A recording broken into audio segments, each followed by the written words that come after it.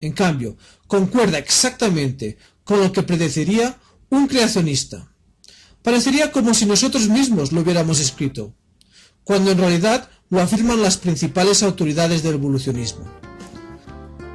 Bien, no solo se observa desde un principio este comienzo repentino, complejo y variado, sino que a medida que se sube por la escalera evolutiva, vemos que se mantienen estas clases distintas y separadas en todo el registro, y no como una secuencia progresiva. Citando a la revista Discovery de hace unos años, en la que se describe esta parte inicial y las posteriores del registro de los fósiles, dice que demuestran que los grandes animales del filo actual ya estaban presentes a comienzos del Cámbrico y que eran tan distintos unos de otros como lo son hoy. Es decir, que no pasaron gradualmente de un estado a otro, sino que eran tan diferenciados como los de hoy en día. Tipos de almejas, esponjas, gusanos segmentados y otros invertebrados que les parecían vagamente familiares a cualquier bus. La mayoría eran invertebrados en el fondo del océano, que es el entorno que pienso que estamos viendo. Pero ahí también había vertebrados del tipo que cualquier buceador reconocería, que son diferentes y separados desde un principio, tal como están hoy en día. ¿Dónde está ese cambio constante que buscan los evolucionistas? Leemos de Valentine y Irwin, dos de los principales biólogos evolucionistas de hoy en día, en su libro Development. Si esperásemos encontrar ancestros o animales intermedios en la taxa mayor, tendrían que hallarse entre las rocas de finales del período precámbrico y el ordóbico. Es decir, en los primeros. Cuando la mayor parte de los animales mayores evolucionaron. Ahí mismo, en el comienzo. Pero ni se conoce, ni se ha confirmado ninguna alianza tradicional de alguno de los filos o clases aparecidas entonces. Gould acepta que estaban allí al inicio de la explosión cámbrica, desde el principio, y lo expande incluso hasta el ordóbico. Pero aún incluyéndolo, no se encuentran ramas conectoras para ninguna de las clases o especies. No existen variedades intermedias para ninguna de las especies. No están conectadas, sino separadas y son distintas, tal como ellos mismos lo reconocen. Pero cuando se miran los textos de biología, ¿qué se ve? El árbol de la vida, en el que todos están relacionados. Pues bien, en los hallazgos de fósiles no se encuentran conectados. Son distintos y separados, porque las líneas de las ramas las han trazado los evolucionistas, y organizado así porque eso es lo que dice la teoría evolutiva, no lo que dicen los fósiles. De hecho, el mismo Gould afirma que los árboles evolutivos que adornan nuestros libros de texto solamente tienen datos en las puntas y nodos de sus ramas. El resto son suposiciones que, por razonables que sean, no son la evidencia de los fósiles. Así que, en lo referente a estas ramificaciones en los árboles de la vida, ni siquiera los líderes de la evolución reconocen que no se basan en los fósiles. Las evidencias son muy diferentes a lo que han plasmado en los libros de texto. Pero ¿de dónde sacan estas conexiones que les permite trazarlas y organizarlas así? Si no viene de los fósiles, entonces, ¿de dónde? Bueno, antes de seguir con ese punto, veamos cómo Gould reconoce que lo que de verdad se encuentra en el principio es una amplia diversidad parecida a la que hay en la parte superior del árbol, que si se invirtiera se acercaría más a la realidad. Dice así: el barrio de diversidad anatómica llegó a su máximo justo después de la diversificación inicial de animales multicelulares. Es decir, justo al comienzo había más variedad de especies que después, y agrega diciendo: la historia posterior de la vida procedió por eliminación, no por expansión. El doctor Button, en su libro La evolución de la Tierra, reconoce: hemos arreglado los grupos de una manera tradicional, con las formas más simples primero y grupos progresivamente más complejos después. Este arreglo en particular es arbitrario y depende de la definición de complejidad que se escoja. De manera que lo montaron así porque tienen una gran fe en la teoría de la evolución. Bueno, para ser justos, cuando dicen que es un arreglo arbitrario, no quiere decir que no tengan algunas bases. Sí que las tienen, pero estas varían de un estudioso a otro. Y, como dice, son arbitrarias.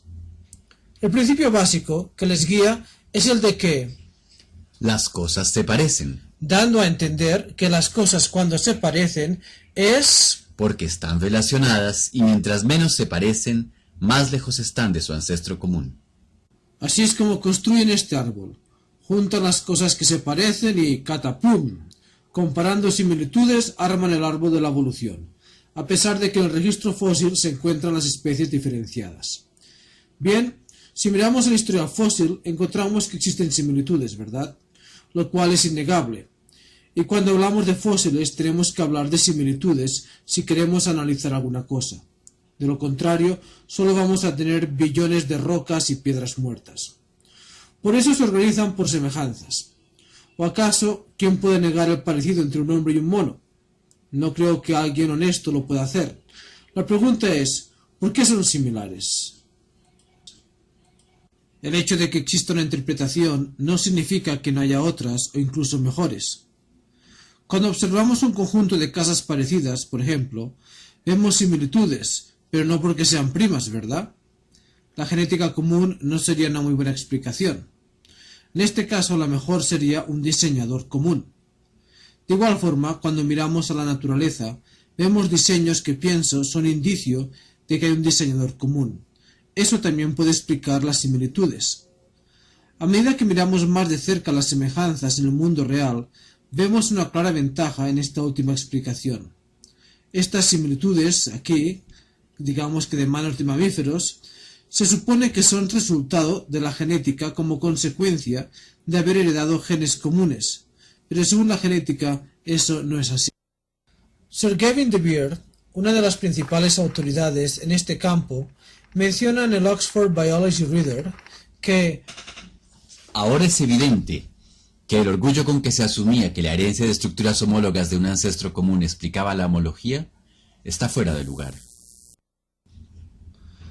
La homología asume que las similitudes indican una evolución debida a genes comunes. Así es como lo definió Darwin. Según la homología, las similaridades vienen de genes comunes. Pensábamos que una herencia genética común explicaba esto. Como dijo, aquel orgullo estaba fuera de lugar, porque dicha herencia no se puede atribuir a la identidad de los genes. Cuando miramos al diagrama de las manos, vemos que, al estudiar la embriología, estas estructuras similares vienen de partes diferentes del embrión. Vemos, por ejemplo, que en el ñu proceden de los segmentos 2 al 5, en la salamandra vienen de los segmentos 6 al 9, y en el hombre de los segmentos 13 al 18. Genes completamente distintos producen estas estructuras parecidas a las manos.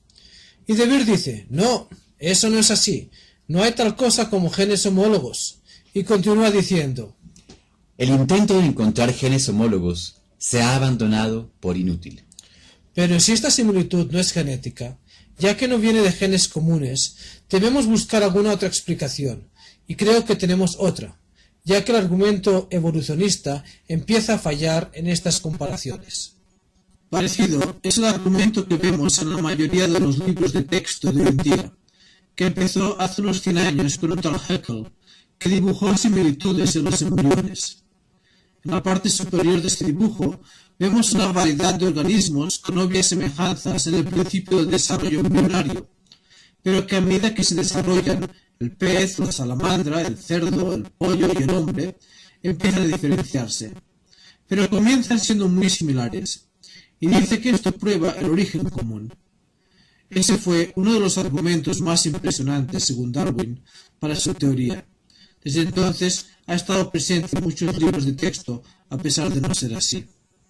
Ciertamente, la ley biogenética, refiriéndose a eso de la ontogenia y filogenia recapitulada, está muerta y enterrada. Eso dijo ya en el 1988. Finalmente fue exorcizada de los libros de texto de biología en los años 50. Bueno, quizás sea así en los que él ha visto, porque por aquí no es así. Ya en los años 20 se había extinguido como tema serio de investigación teórica. Se sabía en los 20. Según él, se sacó de los libros de texto en los años 50. Y en el 88 ya nadie creía en esta teoría.